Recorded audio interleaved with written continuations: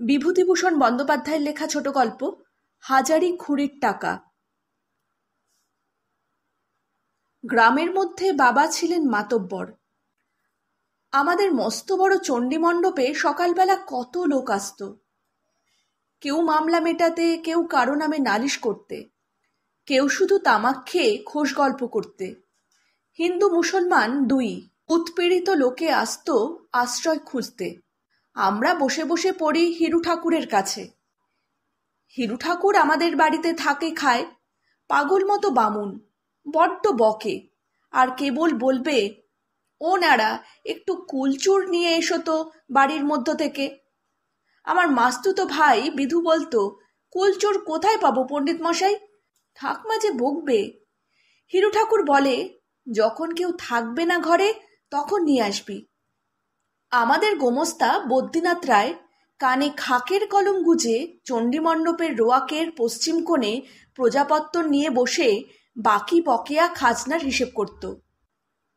সবাই বলতো বদ্রীনাথ কাকা ভালো নয়, প্রজাদের ওপর অত্যাচার অনাচার করে। বাবা এ নিয়ে বদ্রীনাথ কাকাকেও বকুনিও দিতেন মাঝে মাঝে।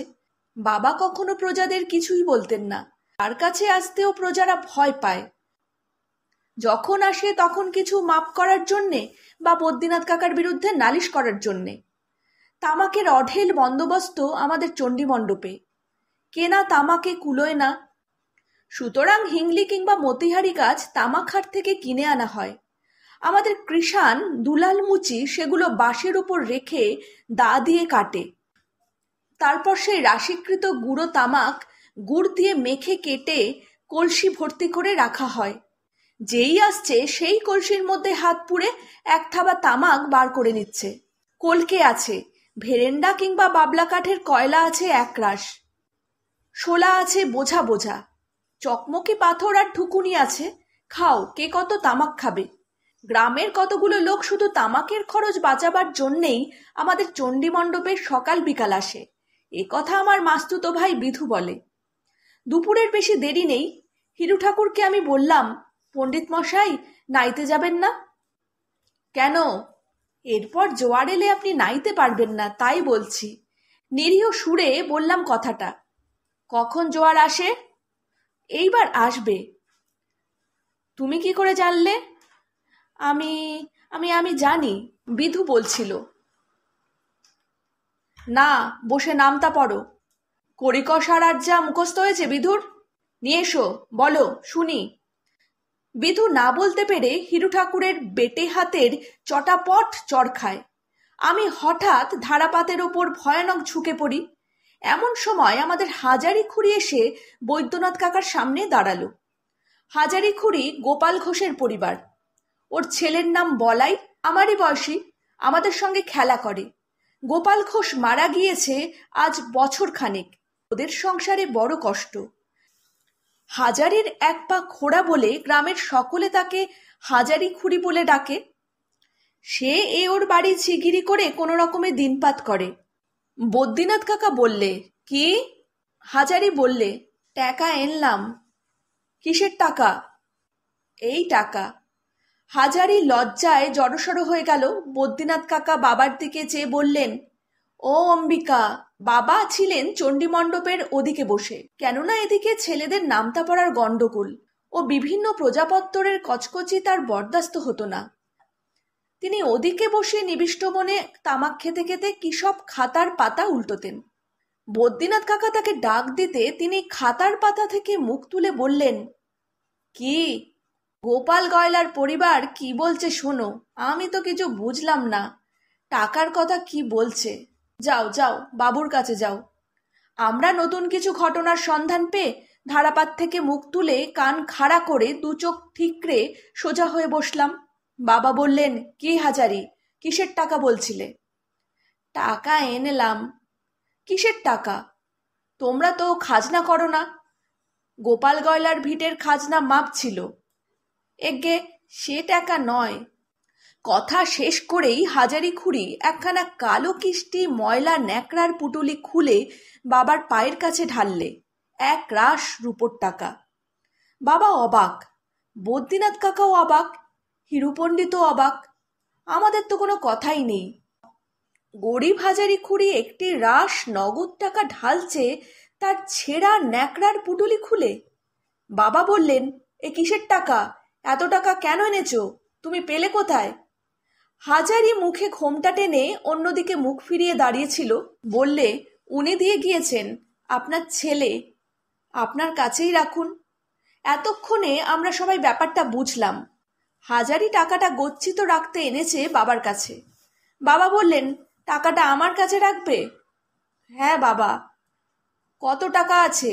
সে বললে, 400। আপনি গুনে দেখেন।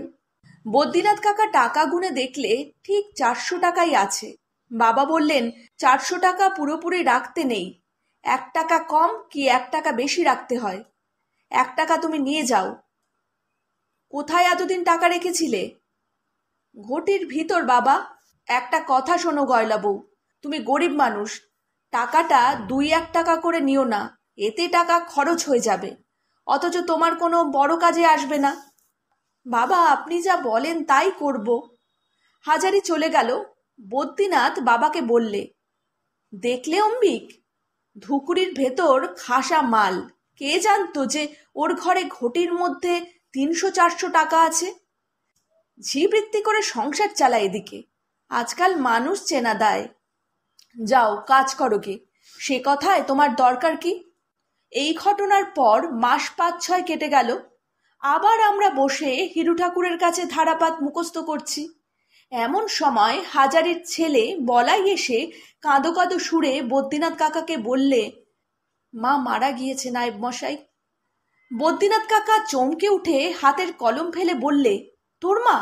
কোথায়? কই? তা তো জানি নে। এখানে মারা গিয়েছে? না, মোর ভগ্নিপতির বাড়ি কালাপুরে। কবে গিয়েছিল? তা আজ 2 মাস। মুইও তো সেখানে ছিলাম। একটু পরে বাবা এলেন বাড়ির ভেতর থেকে। বলাই গিয়ে প্রণাম করে দাঁড়ালো বাবার সামনে। বদ্রীনাথ কাকা বললে, শুনলে অম্বিক, হাজারি মারা গিয়েছে। সে কি? হ্যাঁ, ও তো তাই বলছে। বলিস কি রে বলাই, শ্রাদ্ধ হয়ে গিয়েছে? তা হয়েল, তা তুই কি মনে করে এলি এখন? সে বলবানি, এখন মেলা নোকের ভিড়, নিরিবিলি বলবানি। বাবা স্বভাবতই ভাবলেন যে বলাই টাকার জন্য এসেছে, কিন্তু তার বদলে সে যা বললে তাতে বাবা একটু অবাক হয়ে গেলেন। কথাটা যখন বললে তখন বদ্রীনাথ কাকাও সেখানে ছিল। বাবা বললেন, কি কথা বলবি বলাই? মোদের ঘরের চাবিটা নায়েব মশাইকে খুলে দিতে বলুন। ঘরে একটা ভাড়ে 300 টাকা আছে। মা মরণকালে মোরে বলেছে। ভাড়ে? হ্যাঁ, একটা ভাড়ের মধ্যে। আর কোনো টাকার কথা বলেছে তোর মা? না তো। আর কারো কাছে কোনো টাকা আছে বলেনি? না, বলেছে ভাড়ে টাকা আছে। বেশ, তুই চাবি নিয়ে ঘর খুলে দেখ গে। বদ্রীনাথ, ওর ঘরের চাবিটা দিয়ে দাও তো। দুপুরের পর বলাই চাবি হাতে আবার আমাদের বাড়ি এসে বললে, টাকা পেলাম না। বাবা বললেন, টাকা পেলি নে? কোথায় গেল অতগুলো টাকা? ইঁদুরে বাদুরে নিয়ে কোথাও ফেলেছে বাবা। তখন বললাম অঘর ঘোষের বাড়ির দিকেই বাঁশঝাড়টা কাটিয়ে দেন, এই বাঁশঝাড় থেকে ইঁদুর বাঁদর আসে। বটে, তা মুই যাই। কোথায় যাবি? মুই কালোপুরে যাই। ভগ্নিপতির বাড়ি গিয়েই থাকবো। এখানে একা ঘর থেকে কেডা রাঁধবে, কেডা বাড়বে? মা মরে গেল, 2টো রাধা ভাতের জন্যই কাঠ ধরে যাব। বুঝলাম বুঝলাম। তোকে কোনো নগদ টাকা দিয়েছিল তোর মা? 1 কোটি টাকা দিয়ে গেছে। মোর কাছে আছে সে টাকা। মুই তেলে ভাজা খাবার কিনে খাই হাটে হাটে। 1 মুঠো টাকা। আচ্ছা, তুই একবার মাসখানেক পরে আসবি, দেখি তোর মায়ের টাকার যদি কোনো সন্ধান করতে পারি, বুঝলি? সে আর আপনি কোথায় সন্ধান করবা? সেই ইঁদুরে বাদরে নিয়ে গিয়েছে। বাদ দেন, তাহলেও আসিস, বুঝলি? বলাই চলে গেলে বদ্রীনাথ কাকা বললে, আরে অম্বিক, তোমাকে একটা কথা বলি, ও টাকাটা তুমি ওকে আর দিও না। দেখছো ওর বুদ্ধিশুদ্ধি? অতগুলো টাকা নাকি ইঁদুরে নিয়ে গিয়েছে। ওকে আজ তুমি টাকা দেবে, কাল ওর ভগ্নিপতি ওর হাত থেকে ভুলিয়ে টাকাগুলো নেবে। মাঝে পড়েন দেবায় ন ধর্মায়। ছেলে মানুষের হাতে অতগুলো টাকা দিতে আছে, বিশেষ করে ওর মা যখন মরণকালে বলে যায়নি। তখন তোমার টাকার কথা কবুল করারই বা কি দরকার? কেউ যদি এরপরে বলে তখন বললেই হবে, ওর মা জামাই বাড়ি যাবার সময় গচ্ছিত টাকা আমার কাছ থেকে তুলে নিয়ে গিয়েছিল, খাতায় তুলিনি ও টাকা, মুখে মুখে টাকা রাখা, কে সাক্ষী আছে টাকার? বাবা বললেন, বদ্রীনাথ সাক্ষী নেই বলছো? তখন চণ্ডীমণ্ডপে কত লোক ছিল জানো তো? তারা জানে না কিসের টাকা। তুমি মহাজনী করো, তোমার দেনার টাকা তো হতে পারে, খাতায় দেনার কথা প্রমাণ করতে পারবে? তা হাত চিঠি একখানা তৈরি করে ফেলি আজই, 2 বছর আগের তারিখ দিই। পাগল, টিপসই কে দেবে? মরা লোকের টিপসই বুঝে নিচ্ছে কে? কোর্টে তার টিপসই রিজু করাচ্ছে কে? আমার টিপসই যে হাজারির নয়, তাই বা প্রমাণ হচ্ছে কিসে থেকে? বদ্রীনাথ কাকা ধরিবাজ ঘুঘু লোক, ওর পেটে বহু অন্যায় ফন্দি সর্বদাই বিরাজ করছে, নদীর জলের তেচোকা মাছের ঝাঁকের মতো। বাবা হেসে বললেন, তা হয় না বদ্রীনাথ, এ কোর্টে না হয় গরিব বেচারা হারলো, কিন্তু উঁচু কোর্টে যে আমি হেরে যাব। উঁচু কোর্ট করছে কে? সে কোর্ট নয়। বাবা আকাশের দিকে আঙুল তুলে দেখালেন। বদ্রীনাথ কাকা আর কোনো কথা বললেন না। 2 মাস পরেই বলাই এসে হাজির হলো একদিন। বাবা বললেন, ভালো আছিস বলাই? আপনার শ্রীচরণ আশীর্বাদে। তোর টাকার সন্ধান পেয়েছি। পেয়েছেন? পেয়েছি। একটা কাজ করতে হবে তোকে। তোদের সেখানে তোদের স্বজাতির মধ্যে কোনো মাতব্বর কেউ আছে? আছে আছে, তেনার নাম সতীশ ঘোষ। আচ্ছা, সেই সতীশ ঘোষকে সঙ্গে নিয়ে আমার এখানে তুই সামনের বুধবারে আসবি। টাকার সম্বন্ধে তার সঙ্গে পরামর্শ করব। সেই বুধবারে বলাই আবার এলো, সঙ্গে একজন আধবুড়ো লোক, গলায় ময়লা চাদর, পায়ে চটি জুতো, হাঁটু পর্যন্ত ধুলো পায়ে, সামনের দাঁত দুটো একটু উঁচু ওর। বাবা তখন পাড়ায় কোথায় বেরিয়েছেন। আমি আর আমার মাস্তুতো ভাই বিধু গাছের কচি ডাব পাড়াচ্ছি। বলাই বললে, এই সতীশ ঘোষকে এনেছি। তোমার বাবা কনে? সতীশ ঘোষ বললে, প্রাতপের নাম। আমাকে আপনার বাবা ডেকেছেন কেন জানেন কিছু? আমি তো তাকে চিনি নে, কখনো দেখিও নি। ব্রাহ্মণ দেবতা ডেকেছেন তাই এলাম। আমি তো কিছু জানি নে। বাবা আসুন। আপনি তামাক খাবেন? হ্যাঁ বাবা, খাই। তামাক টিকে কোথায়, আমি সেজে নিচ্ছি। আমি ঠাকুরমাকে গিয়ে বলতেই তিনি বললেন, তোমার বাবা বাড়ি নেই, ভিনগা থেকে লোক এলে যত্ন করতে হয়, তাকে গিয়ে জিজ্ঞেস করো এখন কি তাকে জলপান পাঠিয়ে দেওয়া হবে। আমার প্রশ্নের উত্তরে সতীশ ঘোষ বললে জিভ কেটে, সে কি কথা, ব্রাহ্মণ দেবতা, তার বাড়ি এসে আমি আগে তাদের পায়ের ধুলো না নিয়ে জল খাবো, এ কেমন কথা? মা ঠাকুরন কই? আমি তাকে ঠাকুমার কাছে নিয়ে গেলাম। সতীশ গড় হয়ে ঠাকুরমাকে প্রণাম করে জোর হাতে বললে, আমার উপর কি হুকুম হয়েছে আপনার? আমি তো আপনাদের চিনি নে, তবে মনে ভাবলাম ব্রাহ্মণ দেবতা যখন হুকুম করেছেন। মিনিট 15 মধ্যে দেখি সতীশ ঘোষ আমাদের ভেতর বাড়ির রোয়াকে বসে কাঠাখানেক চিড়ে মুরকি আর আধখানা ঝুনো নারকেল ধ্বংস করছে। ঠাকুরমাকে একটু মিষ্টি কথা বললে আর রক্ষে নেই। কত প্রজা যে বিপদে পড়ে এসে ঠাকুরমার মনস্তুষ্টি করে শক্ত শক্ত বিপদ পার হয়ে গিয়েছে তার ঠিক নেই। ঠাকুরমার মন অতি সহজেই মিষ্টি কথায় গলে। এদিকে বাবা অত্যন্ত মাতৃভক্ত, ঠাকুরমা যা বলবেন তাই বেদবাক্য বাবার কাছে। ঠাকুরমা কেবল ভুলবেন না আমাদের কথায়। হাজার মিষ্টি কথা বলে নিয়ে এসো দেখি একটু তেঁতুল ছড়া, কি একটু কাসুন্দি, কি এক থাবা কুলচুর। উফ, আসল কাজে ঠিক আছে ঠাকুরমা, ভাড়ার ঘরের তাকের দিকে ঘন ঘন আনাগোনা করা হচ্ছে কেন? খবরদার, ভাড়ার ঘরের চৌকাঠে পা দেবে না বলে দিচ্ছি। একটু পরেই বাবা এলেন। সতীশ ঘোষকে দেখে বললেন, এ কে? না না, তুমি খাও, উঠতে হবে না, খেয়ে নাও আগে। ঠাকুরমা বললেন, তুমি খাও বাবা, আমি বলছি। এ হলো সতীশ ঘোষ, হাজারির ছেলে, বলাই সঙ্গে করে এনেছে কালোপুর থেকে। ও বুঝলাম। আচ্ছা, বেলা হয়েছে, আমি চান করে আহ্নিক করে নিই, আহারাদির পর কথাবার্তা হবে। তুমিও গঙ্গায় চান করে এসো। দিব্যি খাট, কোনো অসুবিধা হবে না। সতীশ ঘোষ চণ্ডীমণ্ডপে খেয়ে মাদুর পেতে শুয়ে আছে। ঠাকুরমা বললেন, এতটা পথ হেঁটে এসেছো বাবা, একটু জিরিয়ে নাও খেয়ে দে। বিকেলে বাবা সতীশ ঘোষকে বললেন সব কথা। সতীশ অবাক হয়ে বললে, কত টাকা বললেন? 400 টাকা। তা আমায় ডাক দিলেন কেন? তার মানে ওর হাতে টাকা দিতে চাইনে? ও ছেলে মানুষ, যেমন ওর হাতে টাকা পড়বে অমনি ওর ভগ্নিপতি শরৎ ঘোষ ওর হাতে থাবা দিয়ে সমস্ত টাকা কেড়ে নেবে। তাকে আমি চিনি, অভাবগ্রস্ত লোক। ও বেচারি মায়ের ধনে বঞ্চিত হয়ে থাকবে। তার চেয়ে আমি তোমার হাতে টাকাটা দিয়ে দিই, তুমি রেখে দাও আপাতত। ওকে জানানোর কোনো দরকার নেই। জানালে বিরক্ত করে মারবে টাকার জন্যে। আজ দাও 2 টাকা, কাল দাও 5 টাকা। ওর সেই ভগ্নিপতি প্ররোচনা দেবে, যা গিয়ে টাকা নিয়ে আয়। বুঝলে না? তুমি বরং টাকাটা রেখে দাও। বলাই সাবালক হলে সমস্ত টাকাটা ওর হাতে দিয়ে দেবে, তারপর সে যা হয় করুক গে। এখন তুমি আমি ভগবানের কাছে দায়ী আছি নাবালকের টাকার জন্যে। নাবালকের স্বার্থ রক্ষার দায়িত্ব আমার এবং তোমার। সতীশ হাত জোড় করে বললে, দেখুন দেখি, এই জন্যেই তো বলি ব্রাহ্মণ দেবতা, সাধে কি আর বলি? তা আপনি আমাকে ডাকলেন কেন? আমাকে আবার কেন জড়ান? আপনার কাছেই তো। না, বলাই যদি এ গায়ে বাস করত তবে টাকা আমি রাখতাম। ওরা আমার প্রজা, ভিটের খাজনা নিয়ে নে, তবে ব্যাগার দিতে হয় আমার বাড়ির ক্রিয়াকর্মে। প্রজা হয়ে থাকতো ওর স্বার্থ আমি দেখতাম। এখন যখন চলে যাচ্ছে সে দায়িত্ব আমি রাখি কেন? সেই জন্যই আমি বলেছিলাম তোমার গায়ের মাতব্বর লোক একজনকে ডেকে আনো। কেন কি বৃত্তান্ত তা আর বলিনি। টাকা অতি খারাপ জিনিস সতীশ, তুমিও তো বিষয়ী লোক, আমার কথা তুমি বুঝতে পারবে। টাকাটা আমি এনে দিই, তুমি বরং নিয়ে যাও।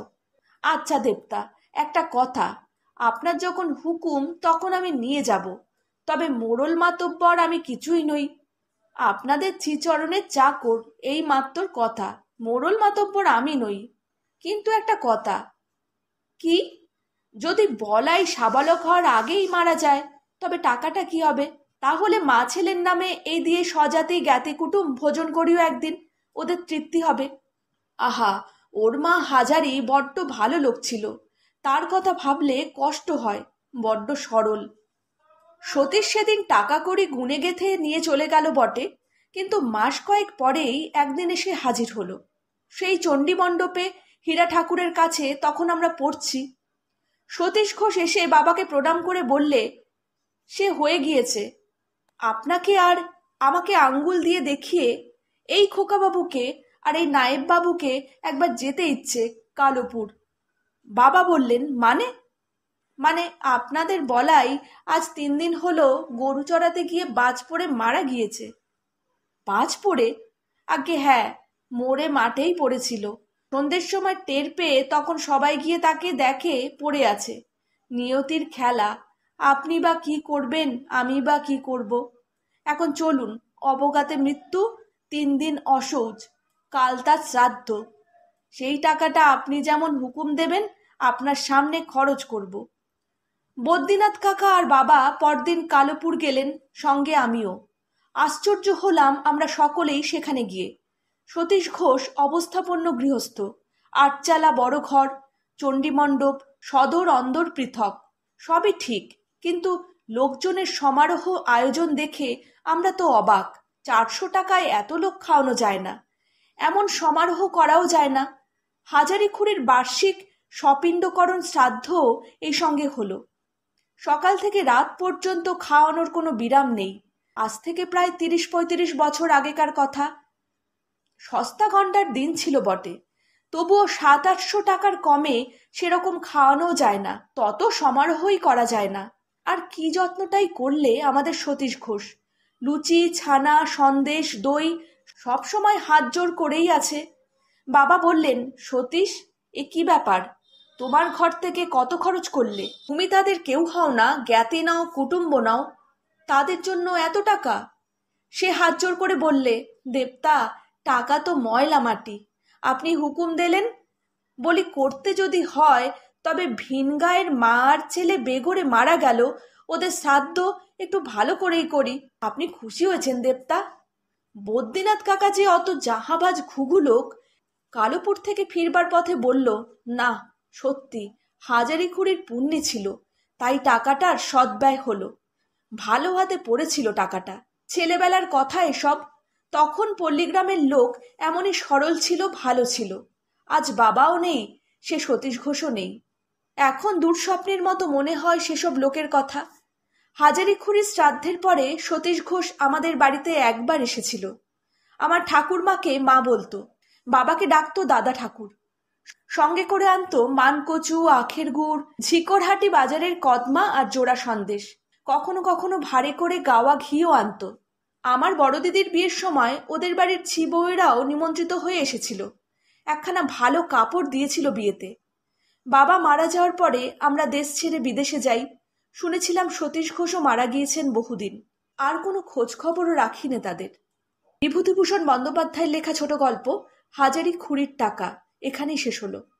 যদি আমার গল্প পাঠ আপনাদের ভালো লেগে থাকে, লাইক, শেয়ার, কমেন্ট আর সাবস্ক্রাইবের মাধ্যমে চ্যানেলটির সাথে অবশ্যই থাকবেন।